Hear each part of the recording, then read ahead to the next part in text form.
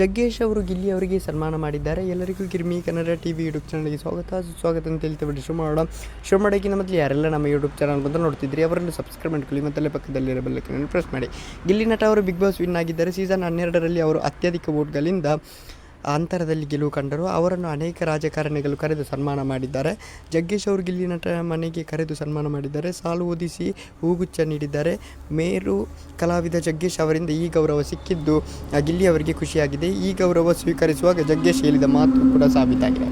Reality show ಒಂದರಲ್ಲಿ ಗಿಲ್ಲಿ ಸ್ಪರ್ಧಿಸಿದ್ದಾರೆ. ಆ ಕಾರ್ಯಕ್ರಮಕ್ಕೆ ಜಡ್ಜಿ ಆಗಿದ್ದು ಜಗ್ಗೇಶ್. ಈ ವ್ಯಕ್ತಿ ಇನ್ನೊಂದು ವರ್ಷದಲ್ಲಿ 4 ಬಾಡಿಗಾರ್ಡ್ ಇಟ್ಟುಕೊಂಡು ಛತ್ರಿ ಹಿಡಿಯೋ ಇಟ್ಟುಕೊಂಡು ಓಡಾಡ್ತಾನೆ ಎಂದು ಭವಿಷ್ಯ ನುಡಿದಿದ್ದಾರೆ. ಅದು ಸತ್ಯ ಆಗಿದೆ ಅಂತಲೇ ಹೇಳ್ಬೋದು.